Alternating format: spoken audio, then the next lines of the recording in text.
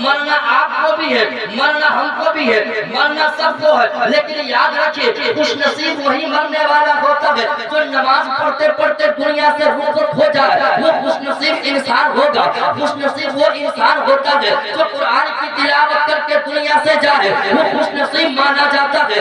ماہ رمضان کے روزے رکھ کر دنیا سے جائے، خوش نصیب وہ انسان ہوتا ہے۔ اب بات سمجھ میں آ گئی کہ جب اللہ رب العزت نے دنیا میں پیدا فرمایا ہے تو کل اس دنیا کو چھوڑ کر اس باقی رہنے والی دنیا میں ہم خوشگوار زندگی گزارنا چاہتے ہیں تو اس دنیا میں نماز پڑھنا ہوگا، قرآن بھی پڑھنا ہوگا، اپنے طریقے کو اسلامی بنا کر جائیں گے تو کل قیامت کے دن یہ صدا ہم دیتے چلے جائیں گے جو سنیت کی جا امام احمد رضا کا بریلی کی سرزمین سے پکار کر کہتے ہیں، کیا کہتے ہیں؟ انہیں جانا انہیں مانا نہ رکھا غیر سے کام۔ اب آپ بولیے گا انہیں جانا انہیں مانا نہ رکھا غیر سے کام، للہ الحمد میں دنیا سے مسلمان گیا ہم یہی سزا دیں گے جو اعلیٰ حضرت نے کہا۔ کیا کہا؟ نعمتیں بانٹتا جس سمت وہ ذیشان گیا، ساتھ ہی منشی رحمت کا قلم جان گیا، اور آج نے ان کی پڑھا آج مدد مانگ ان سے پھر نہ مانیں گے قیامت میں اگر مانیں گے۔ اب مرنے والے بہت سارے ہوں گے، مرنے والے سارے ہیں، لیکن خوش نصیب جسے خراب لگے وہ سامنے سے۔ ہم اپنی دنیاوی زندگی میں نا بہت سارے ایسے کام کرتے ہیں جس کا تعلق شریعت اسلامیہ سے ذرہ برابر ہے۔ مرنے والے بدنصیب وہ ہوتے ہیں نا کہ ان کی زندگی میں کبھی ایک سجدے نہیں ہوا۔ بدنصیب وہ ہوتے ہیں کہ اچھی خاصی باڈی رکھ کر ہیلتھ رکھ کر ماہ رمضان تک کے روزے نہیں رکھتے ہیں۔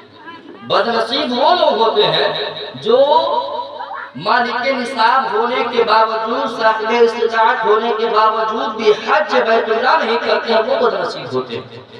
بدنصیب وہ لوگ ہوتے ہیں جو اپنے پڑوسیوں کے حق کو ادا نہیں کرتے، وہ بدنصیب ہوتے ہیں۔ چھوٹے بھائی کا حق نہیں دیتے ہیں، وہ بدنصیب ہوتے ہیں۔ پتہ کیا چلتا ہے؟ جو طریقہ اسلامی سے ہٹ گیا اس کی دنیا بھی برباد اور آخرت بھی برباد ہو جاتی ہے۔ آج ہم لوگ یہ بات سمجھ چکے ہیں کہ ایک نہ ایک دن اس دنیا کو چھوڑ کے جانا۔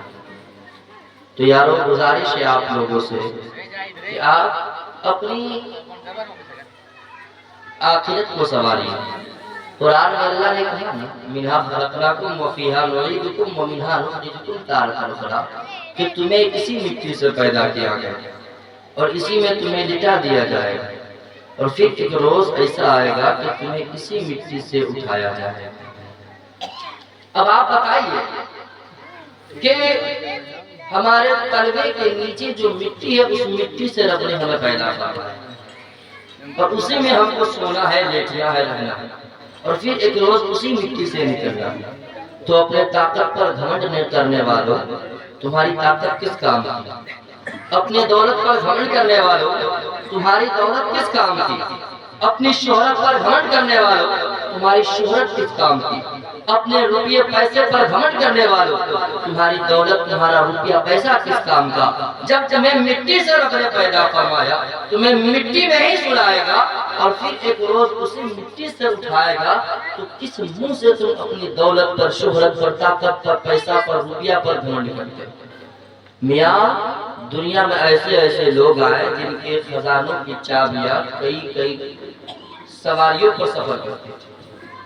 ایسے ایسے بادشاہ آئے نا، ایسے ایسے بادشاہ آئے جو پلک جھپکائے تو کئی ٹن ارب و خرب سونا چاندی ہیرے جواہرات ان کے غلام ان کی نظر کے سامنے، لیکن پھر بھی ہمارے پاس ان کے مقابلے کچھ نہیں ہے، پھر بھی ہم گھمنڈ کرتے ہیں۔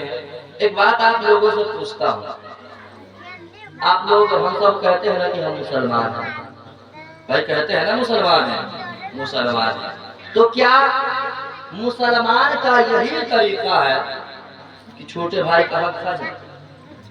مسلمان کا یہی طریقہ ہے، ایمان والے کا یہی طریقہ ہے کیا کہ ماں باپ کے ساتھ بدسلوکی کرے؟ ایمان والے کا یہی طریقہ ہے کیا پڑوسیوں کی حق کو کھا جائے؟ کیا ایمان والے کا یہی طریقہ ہے کیا چھوٹوں کی شفقت نہ کرے، بڑوں کی عزت نہ کرے؟ ان تمام غلطیوں کے کرنے کے باوجود بھی ہم فخر سے کہتے ہیں کہ ہم جنت میں جائیں گے۔ میاں نماز نہیں پڑھتے ہیں، قرآن نہیں پڑھتے ہیں، روزہ نہیں رکھتے ہیں، حج و زکوٰۃ نہیں کرتے، پھر بھی ہم فخر سے کہتے ہیں کہ ہم مسلمان ہیں، جنت میں جائیں گے۔ یاد رکھیے جس بات پر آپ کو گھمنڈ ہے، فخر ہے، وہ سب ایک روز چور چور ہونے کو۔ ہم نماز نہیں پڑھتے، جنت میں جانے کا دعویٰ کرتے ہیں، اور جو پوری زندگی اپنے سجدے میں گزار دی ہے وہ ڈرتے ہیں رب کعبہ سے کہ کاش ایسا نہ ہو، کہیں ایسا نہ ہو کہ رب میری تمام عبادتوں کو، ریاضتوں کو میرے منہ پر مار دے اور کہے یہ تو ایک غلطی کر کے آیا، جا تجھے جہنم میں ڈالا جا۔ صحابہ کرام جتنے ہیں سب کے سب جنتی ہیں۔ انہی صحابہ کرام میں کرام حضرت سالبہ رضی اللہ تبارک و تعالی عنہ، حضرت سالبہ رضی اللہ تبارک و تعالی عنہ 15 16 17 سال کی عمر، حضرت سالبہ رضی